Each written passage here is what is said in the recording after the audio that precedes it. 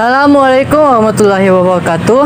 Hai, perkenalkan saya Anwar Arsyad dari Prodi Ekonomi Islam Fakultas Ekonomi dan Bisnis. Saya dan teman-teman saya akan mereview hasil tugas analisis kami, yaitu bersama Nur Anissa dan Cut Rahmi.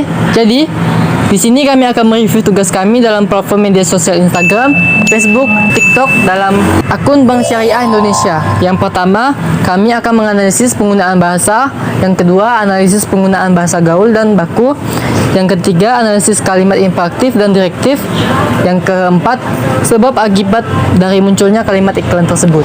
Langsung saja masuk ke materi pertama, yaitu penggunaan bahasa yang dimana ada monolingual, duilingual, dan multilingual. Saya akan menjelaskan tentang monolingual. Jadi saya akan menjelaskan pengertian tentang monolingual. Monolingual berarti hanya mengenal atau mampu berbicara dalam satu bahasa saja. Istilah ini juga merujuk pada orang yang hanya mampu berkomunikasi menggunakan satu bahasa tanpa menguasai bahasa lain. Jadi seorang monolingual adalah individu yang hanya menguasai satu bahasa dalam semua aspek komunikasi, baik lisan maupun tulisan. Jadi di sini saya akan menampilkan salah satu contoh penggunaan bahasa monolingual di platform media sosial TikTok pada Bank Syariah Indonesia. Di sini ada pada postingan pada tanggal 16 Januari 2025.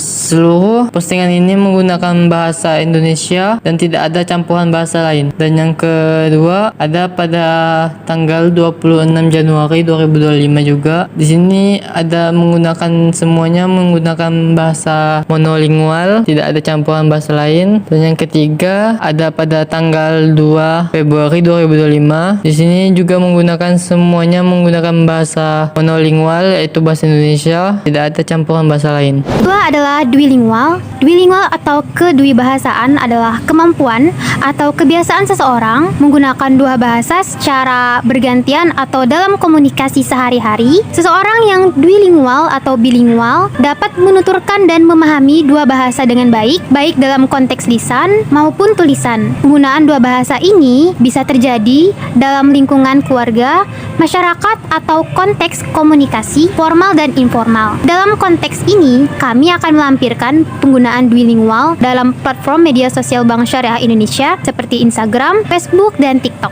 Di sini saya akan menampilkan beberapa contoh dari duilingual, yaitu Indonesia dan Inggris di Bank Akun Syariah Indonesia yang diposting pada tanggal 12 Januari 2025. Di sini dia menggunakan dua bahasa, yaitu bahasa Indonesia dan bahasa Inggris. Contoh bahasa Inggrisnya seperti buy one weakness dan cut loss taking profit. Lanjut yang kedua, diposting pada tanggal 1 Februari 2025. Dia juga menggunakan dua bahasa duilingual, yaitu Indonesia dan Inggris. Contoh kalimat Inggrisnya seperti weekend, banking, dan scan. 3 itu diposting pada tanggal 10 Juni 2025. Masih sama menggunakan duilingual, yaitu bahasa Indonesia dan Inggris. Contoh kalimat Inggrisnya ada kalimat frugal live.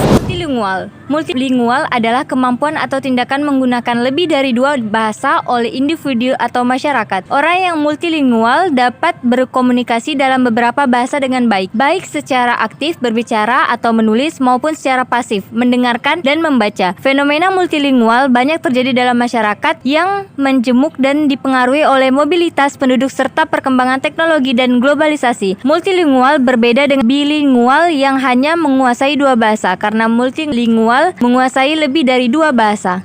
Jadi di sini saya akan menunjukkan salah satu contoh multilingual atau tiga bahasa yang ada di platform akun Bank Syariah Indonesia di tanggal 30 Agustus 2025 yang berisikan bahasa Indonesia, Inggris, dan Arab. Jadi di contoh ini, di dalam reels ini ada yang ngomongnya pakai bahasa Arab dan di captionnya ada bahasa Indonesia dan bahasa Inggris. Jadi bercampur tiga bahasa. Jadi di sini saya akan menunjukkan beberapa contoh bahasa gaul dalam platform Instagram Bank Syariah Indonesia. Yang pertama ada bahasa gaul modus yang berasal dari bahasa baku sikap kebohongan pada tanggal 11 Januari 2025. Yang kedua ada bahasa gaul via yang berasal dari kata bahasa baku melalui pada tanggal 14 Januari 2025. Yang ketiga ada bahasa gaulnya cuan, dan yaitu bahasa bakunya dari cuan adalah keuntungan pada postingan dilakukan pada tanggal 21 Januari 2025. Yang keempat ada melonjak bahasa gaulnya, dan ada bahasa bakunya yaitu artinya naik pada postingan pada tanggal 1 Februari 2025. Contoh pada platform media sosial Facebook, yang pertama ada kata bareng, bahasa bakunya bersama, diposting pada tanggal 26 Maret 2025. Yang kedua ada sabet, bahasa bakunya itu memenangkan, diposting pada tanggal 26 bulan Maret 2025. Yang ketiga ada kata kalau, bahasa bakunya itu kalau, diposting pada tanggal 31 bulan Maret 2025. Dan yang keempat ada kata mendingan, bahasa bakunya itu lebih baik, diposting pada tanggal 31 bulan Maret 2025. Jadi di sini saya akan menjelaskan bahasa gaul dan bahasa baku di platform media sosial TikTok Bank Syariah Indonesia. Yang pertama itu ada pada postingan 2 Januari 2025, di mana bahasa gaulnya tuh melangkup beliin pakai gak segambreng, yang dimana bahasa baku tersebut tuh mencakup belikan pakai tidak sejumlah besar. Yang kedua itu ada pada tanggal 3 Januari 2025, yang dimana bahasa gaulnya gak, bahasa bakunya tidak cepat. Yang ketiga itu ada pada postingan 8 Januari 2025, yang dimana bahasa gaulnya itu bareng gak, bareng sama ngakak, yang dimana bahasa baku kata tersebut itu bersama dan tertawa. Yang keempat itu pada postingan 8 Januari 2025 juga, yang dimana bahasa gaulnya itu bikin, yang sebenarnya itu bahasa bakunya tuh membuat. Yang kelima itu ada pada postingan 9 Januari 2025, yang dimana bahasa gaulnya punya dan bahasa bakunya memiliki. Dan yang keenam ada pada postingan 12 Januari 2025, yang dimana bahasa gaulnya itu kalau dan bahasa bakunya itu kalau. Yang pertama, kalimat imperatif biasa, antara lain menggunakan kata kerja dasar, berintonasi keras, seringkali disertai partikel lah, dan biasanya diakhiri tanda seru. 2. Kalimat imperatif permintaan. Kalimat imperatif permintaan adalah kalimat imperatif dengan kadar suruhan sangat halus. Yang ketiga adalah kalimat imperatif ajakan. Imperatif ajakan memiliki makna mengajak atau berharap lawan bicara berbuat sesuatu. Yang keempat ada kalimat imperatif suruhan. Kalimat imperatif suruhan biasanya digunakan untuk meminta atau menyuruh lawan bicara agar mengikuti apa yang dituturkan. Yang kelima adalah kalimat imperatif larangan, digunakan untuk menandakan sebuah larangan agar lawan bicara tidak melakukan sesuatu yang diucapkan. Yang pertama, tindak direktif permintaan merupakan tindak tutur yang mengekspresikan keinginan, harapan, atau menyikapinya sebagai salah satu atau keseluruhan alasan untuk bertindak. Yang kedua, ada tindak direktif pertanyaan, merupakan tindak direktif yang mengekspresikan permohonan dalam kasus khusus, dalam arti bahwa apa yang diminta adalah mitra tutur memberikan informasi tertentu kepada mitra tutur. Yang ketiga, ada tindak direktif larangan, merupakan tindak direktif yang mengekspresikan keinginan penutur terhadap mitra tutur untuk tidak melakukan sesuatu. Yang keempat, ada tindak direktif persyaratan, adalah tindak direktif yang mengekspresikan perintah atau suruhan penutur berdasarkan kepercayaan bahwa ia memiliki kewenangan atau kedudukan lebih tinggi dari mitra tutur. Dan yang terakhir ada tindak direktif nasihat, adalah tindak direktif yang mengekspresikan pemberian penguatan keyakinan penutur kepada mitra tutur atas keinginannya untuk melakukan sesuatu. Salah satu contoh kalimat tindak direktif pertanyaan seperti tahu nggak produksi individu apa saja yang tersedia di Bank Syariah Indonesia diposting pada tanggal 19 Januari 2025. Kalimat ini berfungsi sebagai pertanyaan, pengetahuan, dan permintaan informasi atau knowledge question request yang secara eksplisit meminta audiens untuk menunjukkan pemahaman mereka tentang ragam produk perbankan individu yang ditawarkan BSI. Kalimat ini muncul karena peran tersebut adalah pengumuman kuis berhadiah atau paham jadi berkah. Pertanyaan ini berfungsi sebagai mekanisme interaksi yang edukatif, mendorong audiens untuk mencari tahu dan mempelajari produk-produk BSI sebagai syarat untuk memenangkan hadiah. Kalimat ini berhasil membuat audiens sadar bahwa pengetahuan tentang BSI bisa mendatangkan hadiah. Pesan ini mendorong mereka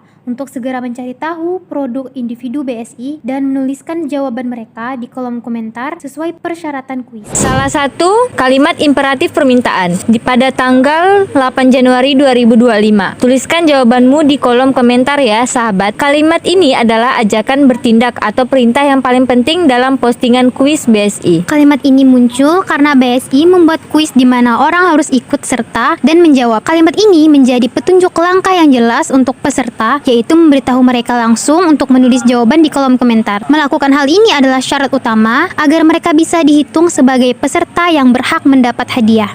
Jadi, kesimpulan dari analisis kami adalah bahasa gaul yang digunakan oleh BSI di ketiga platform sudah sangat sesuai dengan gaya komunikasi target audiens Gen Z dan efektif untuk menarik perhatian sekaligus meningkatkan interaksi dengan brand BSI. Analisis ini mencakup berbagai pesan komunikasi Bank Syariah Indonesia mengenai edukasi keuangan, promosi produk seperti investasi emas digital, ajakan mengikuti kuis berhadiah, hingga himbauan keamanan digital terhadap penipuan online yang kerap mengatasnamakan BSI. Strategi komunikasi menghadirkan pesan yang bersifat imperatif, direktif, larangan maupun motivasional dengan bahasa yang menyesuaikan karakter masing-masing media sosial. Penekanan kuat pada edukasi keamanan nasabah, kewaspadaan terhadap modus penipuan, dan 3 promosi nilai-nilai keuangan syariah juga konsisten hadir di konten media sosial BSI. Bank Syariah Indonesia juga menonjolkan citra sebagai lembaga keuangan yang modern, peduli lingkungan, dan berkomitmen kepada nilai spiritual, komunitas, dan keberlanjutan. Hasil analisis review ini merupakan kajian mendalam tentang bagaimana BSI berkomunikasi dengan generasi muda melalui bahasa gaul dan penyesuaian konten di media sosial, sekaligus menggambarkan strategi pemasaran dan edukasi yang terpadu dalam meningkatkan brand awareness, kepercayaan, serta keamanan digital nasabahnya. Sekian review dari analisis kelompok kami. Kurang dan lebihnya mohon maaf. Saya Hairul Arsyad. Saya Cut Rahmi. Saya Nur Anissa. Wassalamualaikum warahmatullahi wabarakatuh.